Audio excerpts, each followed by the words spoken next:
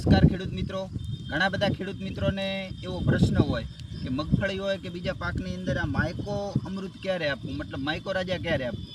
તો આમ તો માઇકો રાજા પાયામાં આપી શકાય એવું છે દાણાદાર, પરંતુ કોઈ મિત્રો પાયામાં આપવાનું રહી ગયું હોય અથવા તો ભૂલી ગયા હોય તો ખરપતા પહેલાં અથવા તો મગફળીનો પાક 15 થી 20 દિવસનો થયો હોય ત્યારે તમે ઉપર છૂટું પણ મૂકી શકો। માઇકો રાજાથી ફાયદો શું થાય? તો માઇકો રાજાથી તમારા પાકનો તંતુમૂળનો વિકાસ વધારે થાય।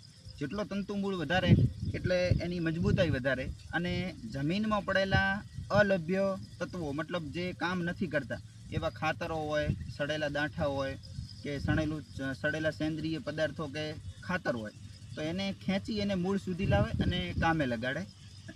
આ તમે જે મગફળી જોઈ રહ્યા છો અત્યારે, એ મગફળીની અંદર પાયામાં પૃથ્વી અમૃત ખાતર અને માઇકો અમૃત આપેલા છે, જેનું આપણે ઉદાહરણ જોતા હશો। અહીં તમને તંતુમૂળનું પણ દેખાતું હશે, તંતુમૂળ એના કેવા વિકાસ થઈ રહ્યો છે, અત્યારે ચાલુ છે। અને તંતુમૂળનો વિકાસ થવાથી મગફળીની અંદર એનો વિકાસ સારો છે, એની અંદર કોઈ પીળાશ નથી। બસ અસ્તુ।